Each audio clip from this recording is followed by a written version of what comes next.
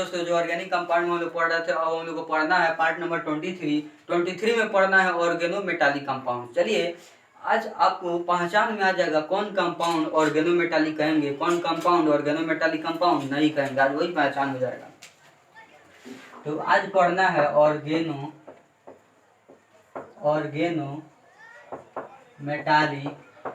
Compounds.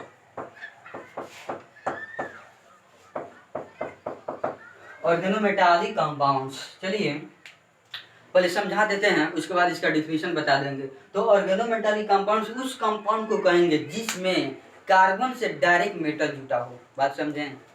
जैसे समझिएगा, यही है कार्बन से डायरेक्ट कोई अगर मेटल कनेक्ट है, कोई मेटल कनेक्ट है, कार्बन से डायरेक्ट कोई मेटल कनेक्ट है, तो तब जाकर हम बोलेंगे कि ये जो कंपाउंड है वो ऑर्गेनोमेटालिक कंपाउंड है। जैसे चलिए इसमें हाइड्रोजन को डाल दिए और पुटअप कर दिए, हो गया। और ये मेटल है, मेटल के जगह पर हम ले लेते हैं कोई आपका, जैसे लिथियम ले लेते हैं। क्या ले लिए? लिथियम ले लिए।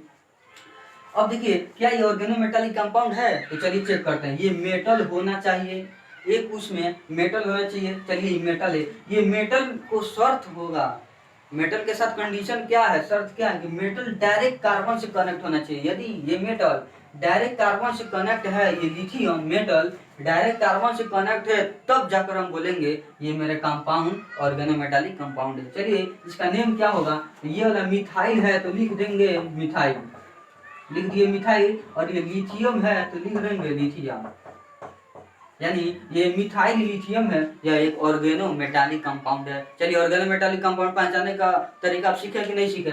जो मेटल है, मेटल डायरेक्ट कार्बन से कनेक्ट होना चाहिए, उसी को ऑर्गेनोमेटालिक कंपाउंड कहेंगे। अब सुनिए, एक पहचान करिए, दिखलाइए। तो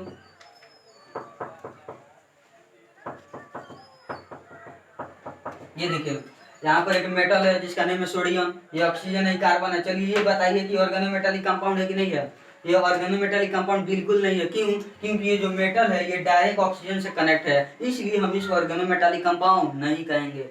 ये मेटल मेरे डायरेक्ट कार्बन से कनेक्ट होना चाहिए, तब जाकर हम बोलेंगे कि ऑर्गेनोमेटालिक कंपाउंड है।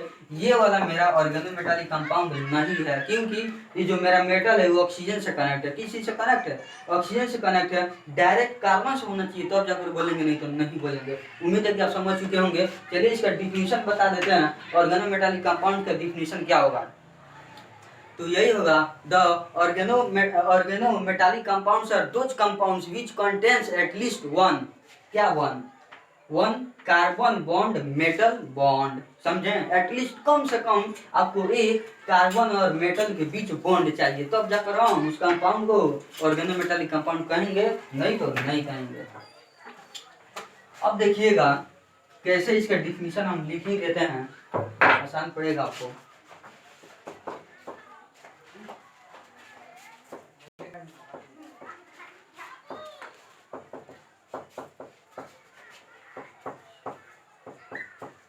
Organometallic compounds are those compounds which contains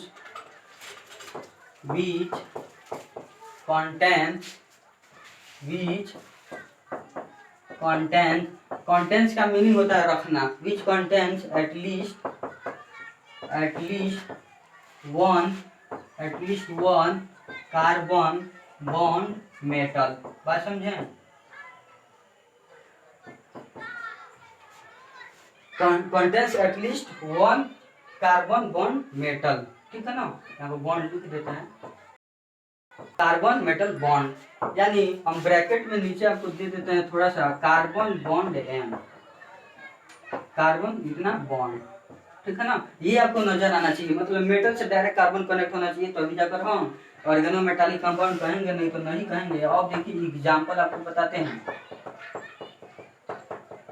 जैसे फिर वही एग्जांपल, ये लिथियम है और ये मिथाइल है, इसका नेम क्या हो जाएगा? Methyl lithium, LITHIUM, methyl lithium. और एक दूसरा एग्जांपल देख लीजिए,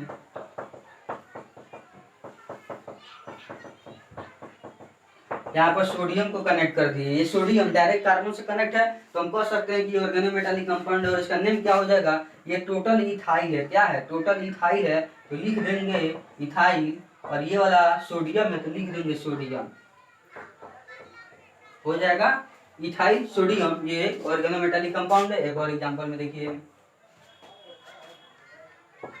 C2H5 इथाइल है और ये 2 करके Ca दे देते हैं, यानी ये कैल्शियम पे 2 को पॉजिटिव चार्ज हो जाएगा और C2H5 पर एक नेगेटिव हो जाएगा। ओवरऑल ये कंपाउंड बन जाएगा C2H5 का बोल टू Ca।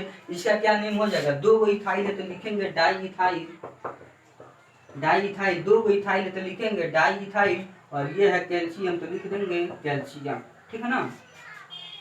ये कैल्शियम जो है ना डायरेक्ट कार्बन से कनेक्ट है, दो बार कनेक्ट हो रहा है, दो बार कनेक्ट हो रहा है। अब लिखा भी गया है कि at least 1 carbon bond metal, यानी कम से कम एक होना चाहिए, अधिक से जितना भी हो जाए, इसमें 2 हो रहा है। मतलब कहने का अर्थ है कि ये वाला बात,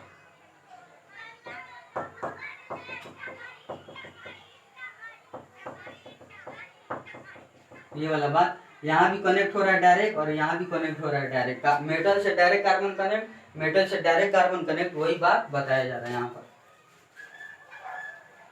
चलिए एक और है